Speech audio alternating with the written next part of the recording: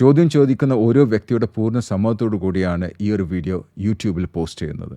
ഈ ഒരു കമ്മ്യൂണിറ്റിയിൽ ഫ്രീ ആയി ജോയിൻ ചെയ്യണമെന്നുണ്ടെങ്കിൽ ഞങ്ങൾ അപ്ഡേറ്റ്സിനെ കുറിച്ച്, ട്രെയിനിങ്ങിനെ കുറിച്ച്, അല്ലെങ്കിൽ കോച്ചിങ്ങിനെ കുറിച്ചിട്ട് എല്ലാം ചോദ്യം ചോദിക്കാൻ ആഗ്രഹം ഉണ്ടെങ്കിൽ നിങ്ങൾ യൂട്യൂബിൽ ഡിസ്ക്രിപ്ഷനിൽ 2 ലിങ്ക് ഉണ്ട്. ഒന്ന് മലയാളത്തിലുള്ള ലിങ്ക്, ഒരു വാട്സപ്പ് ഗ്രൂപ്പിലേക്കുള്ള ലിങ്കും, മറ്റത് ഇംഗ്ലീഷ് വാട്സപ്പ് ഗ്രൂപ്പിലേക്കുള്ള ലിങ്ക്. അതിൽ ഏതിലും നിങ്ങൾക്ക് ജോയിൻ ചെയ്യാം, അല്ലെങ്കിൽ 2ലും ജോയിൻ ചെയ്യാം. I'll see you in the WhatsApp group. Hi, Sensi. Okay, ഇത് റെക്കോർഡ് ചെയ്യുന്നുണ്ട്, കുഴപ്പമുണ്ടോ? No problem. ഓക്കെ, ഇത് യൂട്യൂബിലിടും, ഷെയർ ചെയ്യും, കുഴപ്പമുണ്ടോ? No issue. ഓക്കെ, എന്താണ് നിങ്ങൾക്ക് അച്ചീവ് ചെയ്യേണ്ടത് ഈ 15 to half an hour? Actually ഇത് പേഴ്സണൽ ആൻഡ് ബിസിനസ് ആണ്. ആക്ച്വലി ഞാൻ വർക്കിംഗ് ആണ് അബ്രോഡ്. അപ്പോൾ apart of work I am did some business with some partners, like my colleagues only.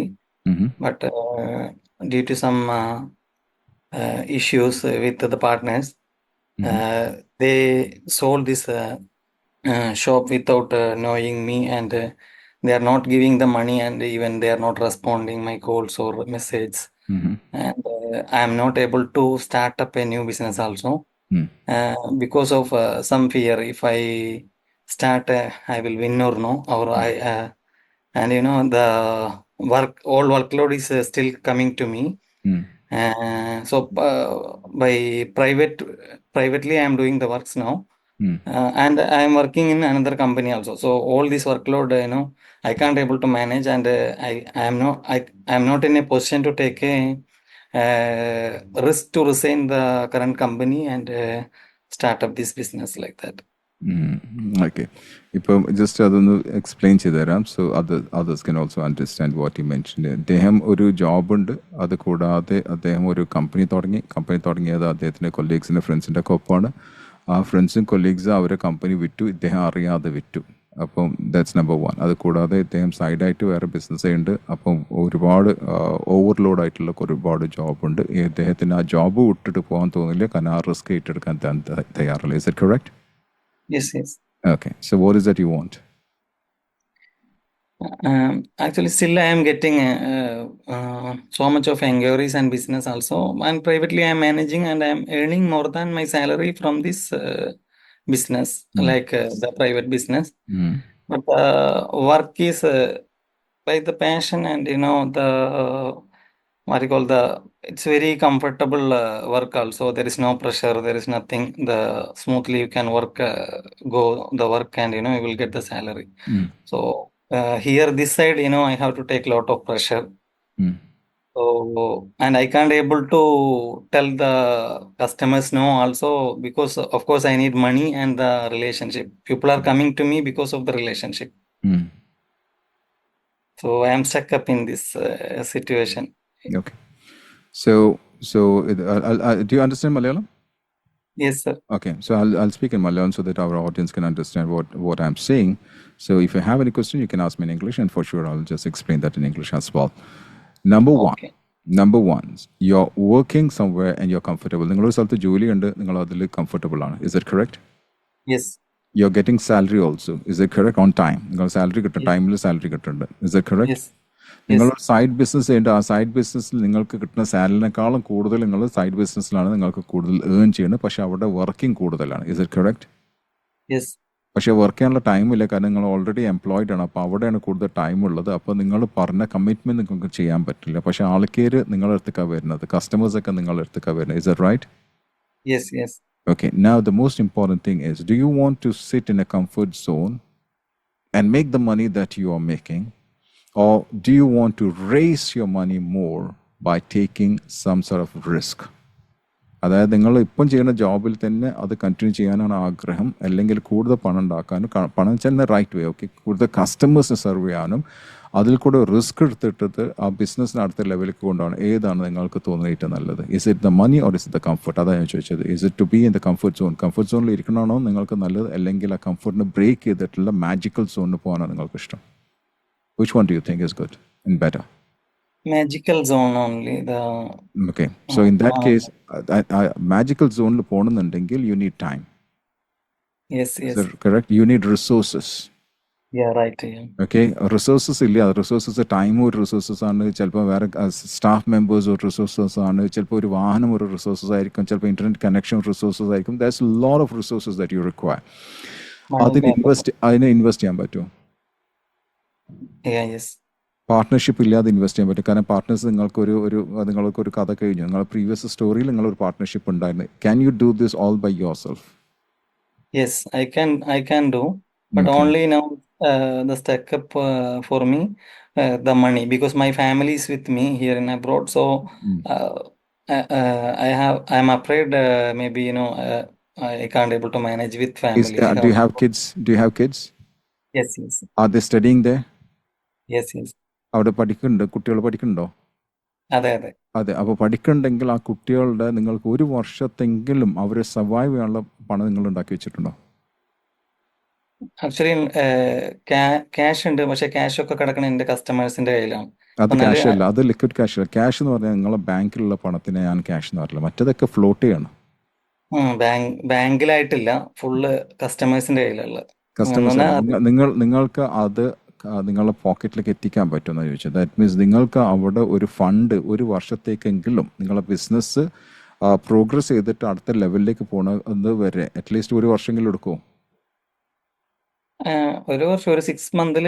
6 months. Okay, ആ 6 monthsന് സർവൈവ് ചെയ്യാനുള്ള പൈസ നിങ്ങൾ എടുത്തുണ്ടാവും ചോദിച്ചെങ്കിൽ ലിക്വിഡ് ക്യാഷ് ഞാൻ പറഞ്ഞത്, ഇൻ ദ ബാങ്ക് നിങ്ങൾ എടുത്തുണ്ടാവണം. അത്യാവശ്യത്തിന് എല്ലാത്തിനുള്ള ബാങ്കിൽ അത് ഉണ്ടാവണം. കറന്റ്ലി ഇല്ല. അപ്പോൾ അത് ചെയ്യാൻ പറ്റുമോ? ചെയ്യാൻ പറ്റും, ഒരു 6 മന്ത് ടൈമിൽ എനിക്ക് ചെയ്യാൻ പറ്റും. ആ 6 months നിങ്ങൾക്ക് ഇവിടെ ഫോക്കസ് ചെയ്ത് നിങ്ങളുടെ ജോബിൽ ഫോക്കസ് ചെയ്തിട്ട് നിങ്ങൾക്ക് ആ ഒരു ഇൻകം ഇതിലേക്ക് ഡെപ്പോസിറ്റ് ചെയ്ത് അത് വളർത്താൻ പറ്റും. ചെയ്യാൻ പറ്റും. ഓക്കെ, നിങ്ങൾ ഇപ്പോൾ നിങ്ങൾക്ക് എത്ര കസ്റ്റമേഴ്സ് ഉള്ളത്? എക്സ്റ്റേണൽ കസ്റ്റമേഴ്സ് എത്ര ഉണ്ട്?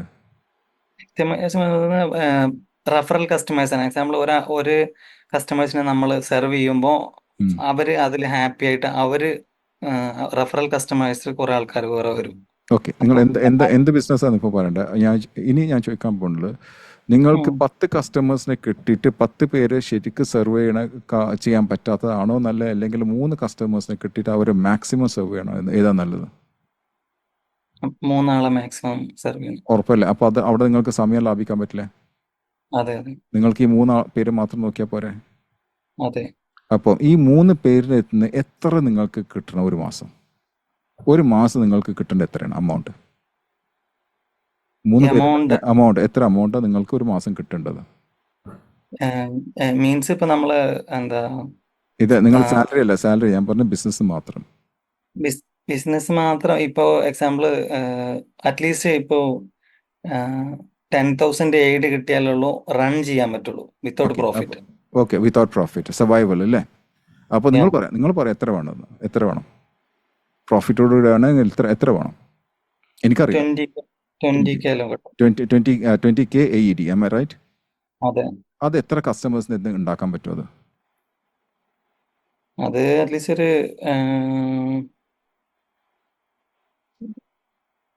20 to 30 കസ്റ്റമേഴ്സ് പ്രോപ്പർ ആയിട്ട് വന്നു കഴിഞ്ഞാൽ കിട്ടും. ഓക്കെ, ഇപ്പൊ എത്ര പേരുണ്ട്?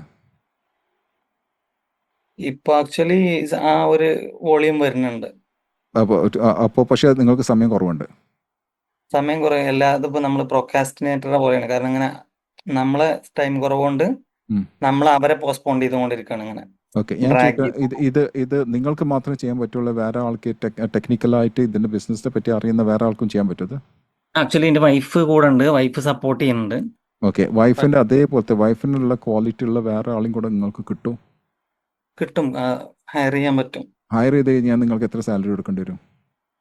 അതിപ്പോ ബേസിക് ഒരു 2,000-2,500 ആ റേഞ്ച്. അപ്പോൾ 2,500 ഒരാൾക്ക് സാലറി, നിങ്ങൾ വൈഫിന് സാലറി കൊടുക്കണ്ട? അപ്പോൾ കൊടുക്കണ്ട.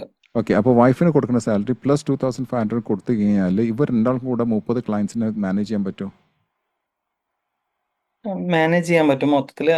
പ്രോഫിറ്റ് ലെസ് ആവും, വീണ്ടും നമ്മൾ ആഡ് ഓൺ കസ്റ്റമേഴ്സ്. അല്ലല്ല, പ്രോഫിറ്റ് ലെസ് ആവുന്ന അത് ഇനിഷ്യൽ സ്റ്റേജിൽ അങ്ങനെ തന്നെ ഉണ്ടാവുള്ളൂ. പക്ഷെ നിങ്ങൾക്ക് അവിടെ ടൈം, ഞാൻ ചോദിക്കുന്നത് നിങ്ങൾക്ക് 100% കസ്റ്റമർ സാറ്റിസ്ഫാക്ഷൻ എക്സ്പീരിയൻസ് കൊടുക്കാൻ പറ്റുമെന്ന് ചോദിച്ചത്. കൊടുക്കാൻ പറ്റും. ഉറപ്പല്ലേ? അതിൽ കൂടെ റെഫറൽസ് കിട്ടും നിങ്ങൾക്ക്? കിട്ടും. എസ്പെഷ്യലി ഇപ്പൊ എനിക്ക് ഫീൽ ചെയ്തൊരു കാര്യം, എല്ലാ കസ്റ്റമേഴ്സും എന്നെ ഫോക്കസ് ചെയ്തിട്ടാണ് വരുന്നത്. അത് മാറ്റിയെടുക്കണം. ഇന്ന് തേടി വരികയാണ്, അതാണ് പ്രശ്നം. അത് അപ്പോ മാറ്റിയെടുക്കണം. വേറെ അത് ആരും അത് അത് അത് ചെയ്ത് കഴിഞ്ഞാൽ നിങ്ങൾ അവിടെ ആ ബിസിനസ്സിൽ ഇൻ ദ ബിസിനസ്സാണ് വർക്ക് ചെയ്യണത്. അത് പാടില്ല. ആ, ആ, ആ, ആ ഫേമിന്റെ അടുത്തേക്കാണ് വരുന്നത്. ഓക്കെ, അത് മാറ്റാൻ പറ്റുമോ നിങ്ങൾക്ക്? മാറ്റാൻ പറ്റും, സ്റ്റെപ്പ് ബൈ സ്റ്റെപ്പ് ആയിട്ട് മാറ്റാം. ഓക്കെ. അങ്ങനെയാണെങ്കിൽ നിങ്ങൾ ഈ ജോബ് ഇപ്പോഴത്തെ ജോബിൽ സ്ഥിരമായിട്ട് കണ്ടിന്യൂ ചെയ്യണോ, അല്ലെങ്കിൽ റിസൈൻ ചെയ്തിട്ട് ഈ ഒരു ബിസിനസ് ഡെവലപ്പ് ചെയ്യണോ? ഏതാ നിങ്ങൾക്ക് തോന്നുന്നത് നല്ലത്? ഒന്ന് റിസൈൻ ചെയ്തിട്ട് ഡെവലപ്പ് ചെയ്യലായിരിക്കും നല്ലത്. അപ്പോൾ എത്ര മാസം നിങ്ങൾക്ക് ഈ ബിസിനസ് നിങ്ങളുടെ ഇപ്പോഴത്തെ ജോബിൽ കണ്ടിന്യൂ ചെയ്യാൻ താല്പര്യമുള്ളത്? ജോബ് ഇപ്പൊ ഇത് സെറ്റ് ചെയ്യണമെന്നുണ്ടെങ്കിൽ ഇപ്പൊ ഒരു 1 ഇയർ കിട്ടിക്കഴിഞ്ഞാൽ നല്ലതാണെന്ന് വിചാരിക്കുന്നുണ്ട്. ഓക്കെ. അപ്പോൾ 1 ഇയറിൻ്റെ ഉള്ളിൽ ഈ ബിസിനസ് സെറ്റപ്പ് ചെയ്തിട്ട് ലോഞ്ച് ചെയ്തിട്ട് അത് ഒരു സ്മൂത്ത് ഫ്ലൈയിങ്ങിലാക്കണമെന്നുണ്ടെങ്കിൽ നിങ്ങൾക്ക് ഇപ്പം തന്നെ ഒരു സ്റ്റാഫ് മെമ്പറിന് വേണ്ടി വരില്ലേ? അതെ, അതെ. ഒരു സ്റ്റാഫ് മെമ്പർ ഉണ്ടെങ്കിൽ നിങ്ങളുടെ സ്റ്റാഫ് മെമ്പർ മെയിലോ ഫീമെയിലോ ഏതാ നല്ലത്? ബെറ്റർ ഫീമെയിലാണ്.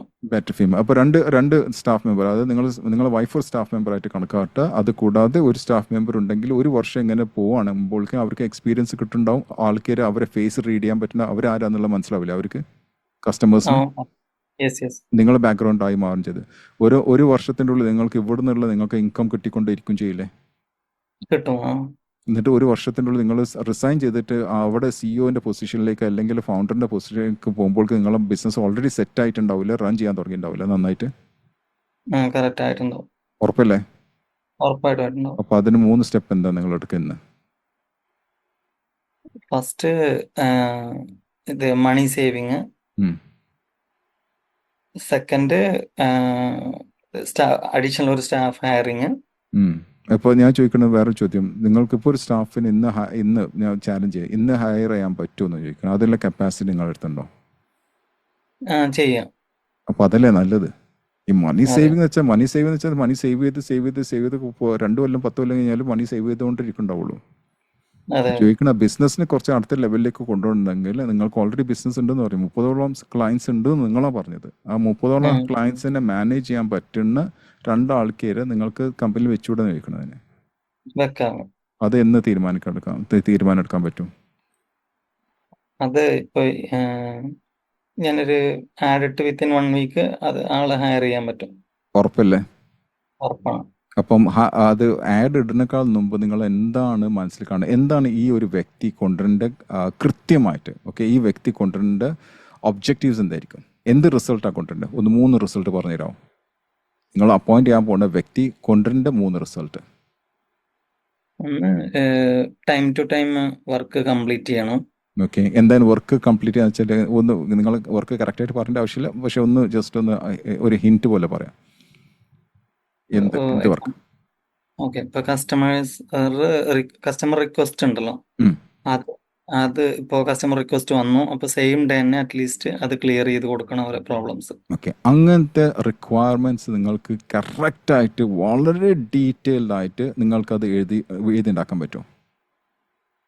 എഴുതി ഉണ്ടാക്കാം. എന്തൊക്കെയാണ് നിങ്ങളെ സ്റ്റാഫ് മെമ്പർ പ്രൊഡ്യൂസ് ചെയ്യേണ്ട റിസൾട്ട്? ഒരു 10 റിസൾട്ട് എങ്കിലും നിങ്ങൾക്ക് എഴുതാൻ പറ്റുമോ? എഴുതാം.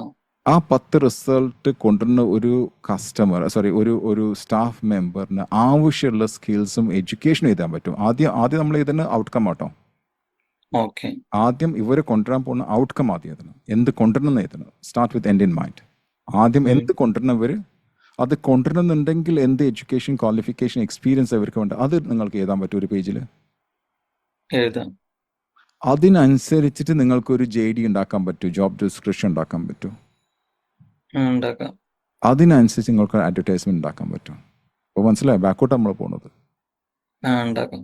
Reverse engineering. ആദ്യം നിങ്ങൾ ഔട്ട്കം കണ്ടു, ആ ഔട്ട്കമ്മിന് അനുസരിച്ചിട്ടുള്ള ക്വാളിഫിക്കേഷൻ അല്ലെങ്കിൽ എഡ്യൂക്കേഷൻ, ക്വാളിഫിക്കേഷൻ, എക്സ്പീരിയൻസ് നോക്കി അതിനനുസരിച്ചിട്ടാണ് നിങ്ങൾ JD ഉണ്ടാക്കേണ്ടത്. അതിനനുസരിച്ചാണ് നിങ്ങൾ ആഡ്സ് ഉണ്ടാക്കേണ്ടത്. അത് എത്ര ദിവസത്തിൽ നിങ്ങൾ ഉണ്ടാക്കാൻ പറ്റും? അതൊരു 1 വീക്കിൽ ഉണ്ടാക്കാം. ഉറപ്പാണോ? ഉറപ്പാണ്. എത്ര ക്ലിയർ ആണ് നിങ്ങൾക്ക്? 0 to 10? 10 to 10. ഹാപ്പിയാണോ? Thank you sir. ഹാപ്പിയാണോ? Thank you. യെസ്, ഹാപ്പിയാണ്. All right. Thank you very much. Thanks a lot.